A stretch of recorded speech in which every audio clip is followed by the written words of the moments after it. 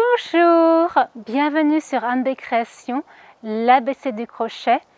Alors, je pense que quand vous faites du crochet, vous avez dû remarquer que vous avez comme des trous le long de votre ouvrage. Je vais vous montrer sur une photo que j'ai prise de l'un de mes ouvrages. Et donc, je vous propose une solution pour y remédier. C'est parti! Je vous montre la photo d'une couverture que j'ai réalisée il y a déjà quelques années. Et vous pouvez voir sur la gauche que j'ai réalisé une couture avec un fil blanc que j'ai inséré là où il y a des trous qui apparaissent tout le long de la bordure que j'ai effectuée en demi-bride. Ce sont de très grandes longues bandes en demi-bride. Et en fait, il y a ces trous qui apparaissent. Alors, en fait, dans cette vidéo, ce que je souhaite vous montrer, c'est comment on peut réduire l'apparence de ces trous. J'ai déjà réalisé une chaînette et je vais donc faire de la demi-bride. Je vous renvoie à une vidéo précédente où je vous montre que je pique dans la 4e maille à partir de mon crochet pour effectuer le premier rang de demi-bride. Alors, en fait, pour cacher le trou qui peut apparaître au coin de mon ouvrage, je vais également piquer dans la 3e maille. Donc, déjà, je fais un jeté. Ok. Donc là, je vais piquer dans la 3e maille qui est juste devant mon pouce. Ok. Ensuite, je vais chercher la laine. Et maintenant, je pique dans la 4e. Je cherche et je ramène la laine. Donc, vous voyez, j'ai 4 boucles sur mon crochet. Et maintenant, je fais un jeté et je passe au travers de ces 4 boucles. D'accord? Donc là, en fait, ça a permis de masquer le trou qui peut parfois apparaître. Donc maintenant je vais réaliser quelques brides. Ok.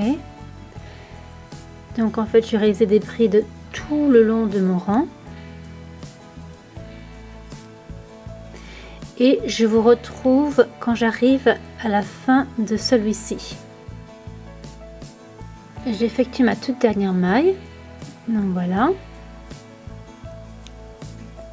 Ok. Donc maintenant, je vais réaliser 2 mailles en l'air. 1, 2. Je tourne mon ouvrage. Et donc là, en fait, comme vous le savez, je vais réaliser une bride ici. D'accord?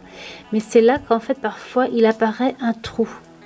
Donc en fait, je vais chercher à ramener la laine dans cette première maille-ci. Hop, voilà.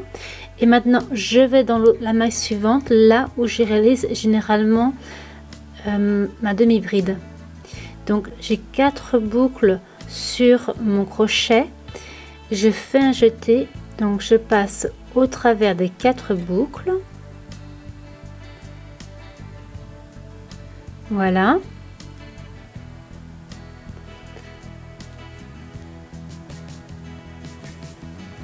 Ok, je continue quelques demi-brides supplémentaires.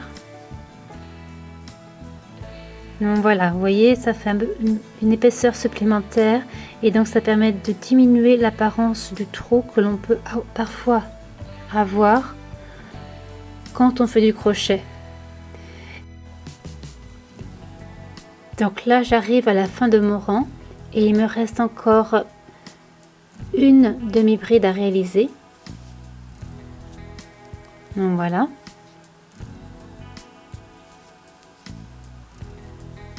Je réalise 2 mailles en l'air. Je tourne mon ouvrage. D'accord? Donc comme vous le savez, en fait, la première demi-bride, je vais la réaliser ici.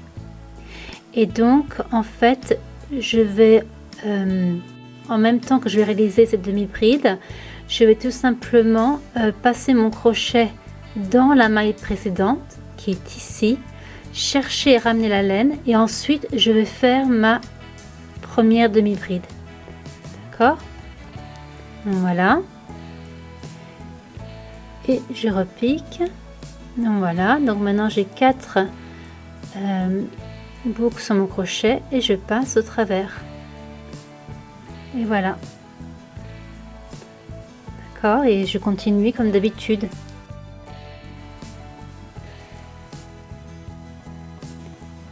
J'ai effectué quelques rangs supplémentaires et là, comme vous pouvez le constater, qu'il s'agisse du coin pour cet échantillon ou en chaque début de rang, vous voyez que les trous ont été masqués le mieux possible, et là c'est un résultat qui me satisfait. Donc voilà, je vous montre ce côté-ci et je vous montre de l'autre côté.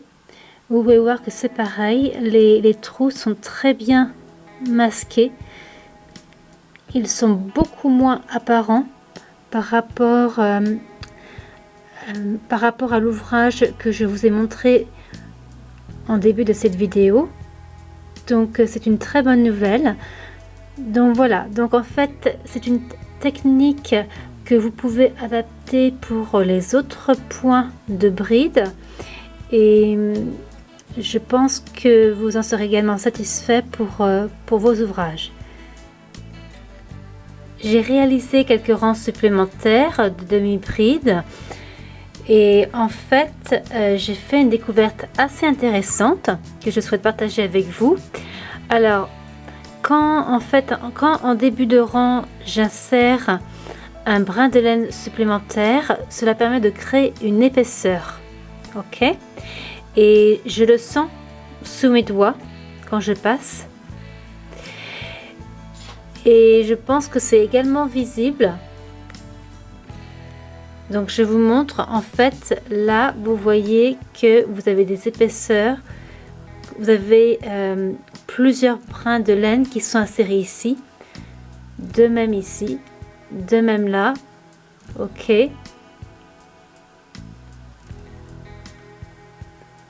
donc voilà. Et en fait ce qui est assez intéressant, c'est que lorsque vous passez d'un rang à un autre, vous pouvez voir que ces deux mailles, en fait on les retrouve en début de rang. Ok, elles sont vraiment les unes au-dessus des autres, et pour moi je trouve que c'est une excellente nouvelle, parce qu'en fait je peux utiliser cette maille où j'ai un brin de laine supplémentaire inséré comme un repère visuel, ce qui veut dire que je suis moins à même de diminuer le nombre de mailles que j'effectue à chaque rang, ce qui veut donc dire que j'ai moins besoin de vérifier le nombre de mailles que j'ai après chaque rang effectué. Donc c'est super, je trouve que c'est une très bonne nouvelle. Je pense que je vais utiliser cette méthode pour réaliser un pullover par exemple. Ça me permettra d'être sûre de bien avancer droit dans mon ouvrage, et je n'aurai pas à vérifier tous les 2-5 rangs que je garde bien le même nombre de mailles. Donc voilà, je voulais vous en faire part, et j'espère que cela vous sera utile pour vous également dans vos ouvrages. Voilà, c'est la fin de cette vidéo. J'espère que vous avez aimé cette vidéo. Si c'est le cas, n'hésitez pas à mettre un pouce.